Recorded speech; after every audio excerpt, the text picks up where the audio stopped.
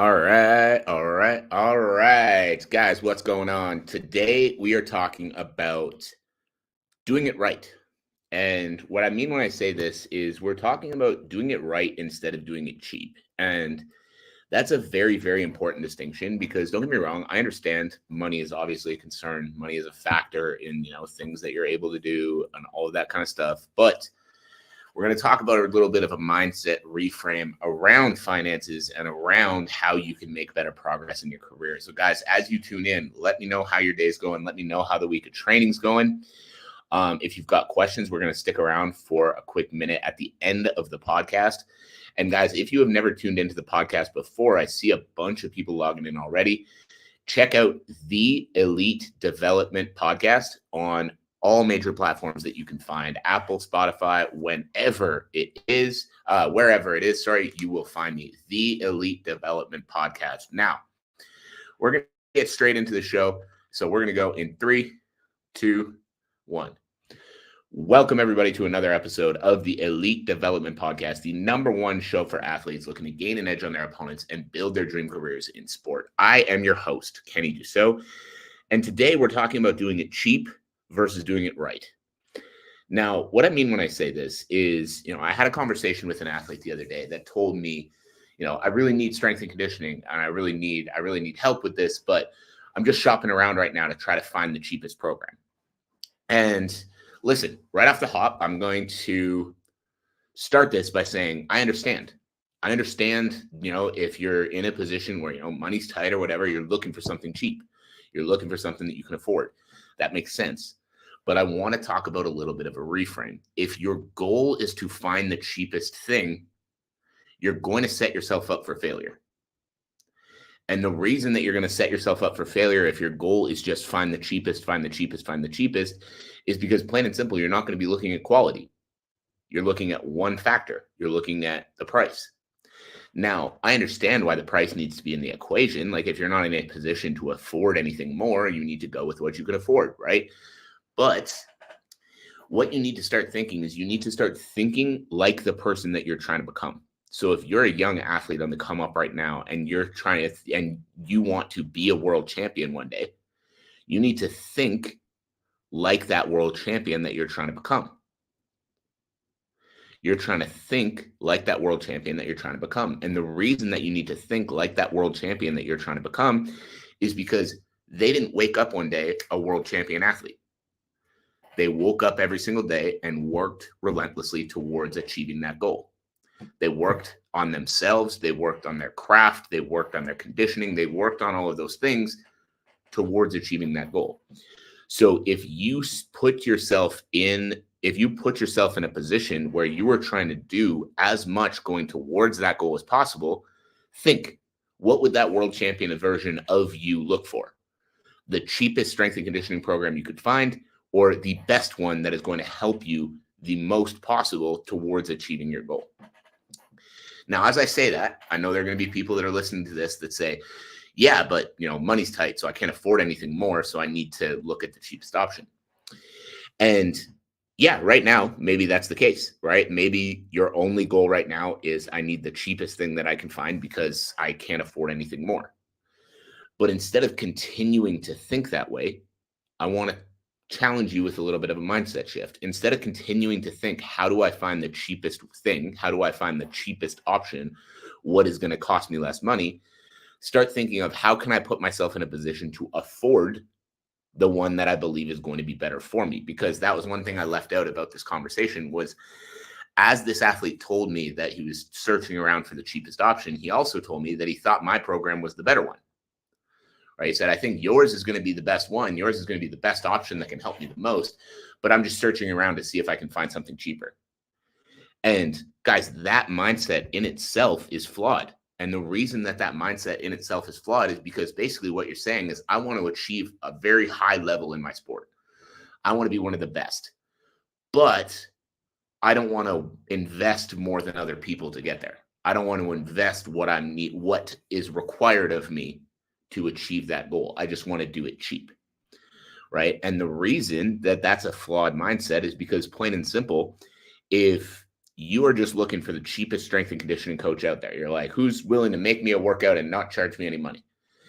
And then another athlete is training every single day, working hard just like you are, and they're willing to get uncomfortable and invest something more in themselves. Now, they're going to get better results faster with their strength and conditioning than you are. And then as a result, over time, what's going to start happening? They're going to start improving more. You're not going to improve at the same rate. And because you're not improving at the same rate, they're going to surpass you in that goal of reaching the world championships, reaching all those other things. Right. And I'm using the example of investing in a strength coach because obviously that's my world. But you guys need to understand this applies in every direction. Right. This applies in hiring a nutritionist versus just trying to figure out how to do your own weight cuts. This applies in, recovery work, actually paying for, dry needling and physio and those kind of things that you need versus just trying to stretch it out and hope for the best. Right. The more you are willing to reinvest into yourself, the better you are going to do. Now, as I say that again, people might still be thinking, well, yeah, but, money's tight. So what can I do? I need to go with the cheap option. Or you might not be convinced, right? But if money's tight right now, the other thing that I would tell you is, let's say, again, your goal is to become a world champion. Your goal is to be the best in the world at what you do. And you're saying, yeah, but, I can't afford to hire a strength coach, or I need to find the cheapest option because, money's tight, blah, blah, blah. Start looking at your expenses. Start looking at where you're spending your money right now. Because I can almost guarantee there's waste, right? Something as simple as stopping on the way to work every morning for coffee versus buying a $7 tub of coffee that you can make at home. Right? It's a little thing. Doesn't feel like it costs that much. That $2, $3, $4 or whatever it is every morning doesn't feel like a lot. But let's say it's $3 every morning. You stop in for before work 5 times a week. That's $15. That's $15 a week. $15 a week is $60 a month. Right? Just that one little thing. Now you start adding on to that, right? A lot of people I know complain about money being tight, but they're also subscribe to Netflix and 2 or 3 other streaming services, all for $17, $22, whatever dollars a month. What's more important to you, having Disney Plus or being able to afford the strength coach that you need to be able to pursue that dream that you say is so important to you? Right? And again, all of these other little things that you can look at are massive areas that you can start reducing expenses. And by reducing these expenses, you can make the investments in your career that you need. I want to tell you guys a little story about that because, obviously I don't want to sit here and just, sit in the ivory tower and tell everybody how to do things without showing you that I go through the same thing as well. Right? When I moved to Calgary in 2017, I moved into a gym that, for the first time in my life, I was seeing coaches actually making a living coaching. I'd never seen strength and conditioning coaches making a decent living before. And the problem with this gym was that it was up to the coaches to build their own clientele, right? We weren't given any clients. So I was walked into a gym that I was making nothing and told, it's up to you to figure out how to bring clients in and how to, build your own clientele and survive. And so I was slowly but surely watching my bank account disappear month after month as I was trying to figure this out. And I realized that I was spending more money than I needed. And when I talk about spending more money than I needed, I went as far as getting my grocery bill down from $80 a week to $36 by being more conscious about the choices I was making when I was in the grocery store. Was it the most exciting meals day after day after day? No. But I was determined to stay at this gym, and I was determined to stay at this gym because I knew that they knew something that I didn't. And if I was to leave that gym or be forced to leave that gym because I didn't have any income, then I wouldn't figure out those secrets that these guys had.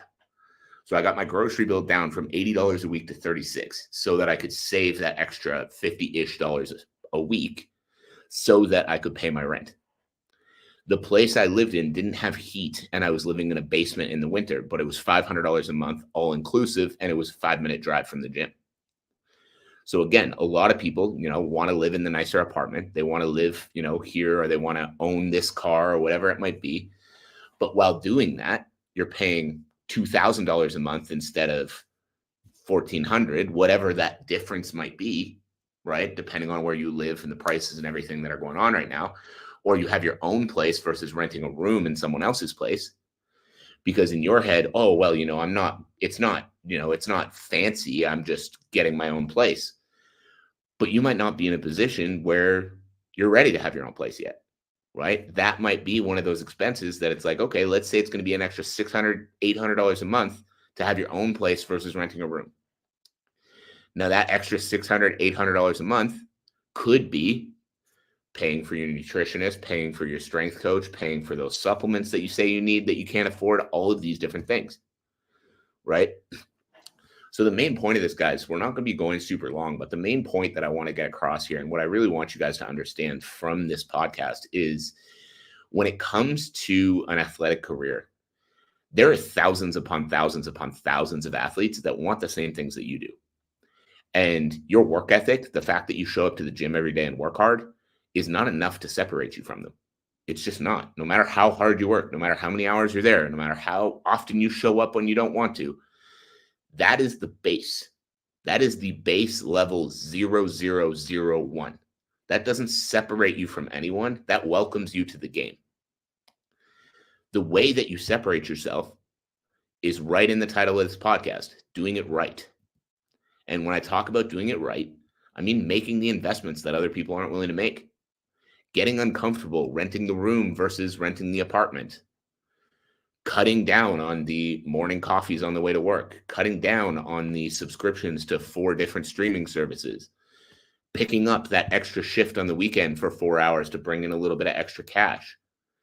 Doing the things in that way that other people aren't willing to do.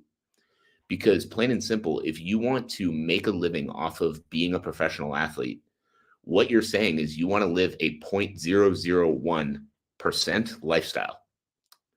And if you won't have the audacity to sit here and say you deserve a 0.001% lifestyle, what are you doing to show that?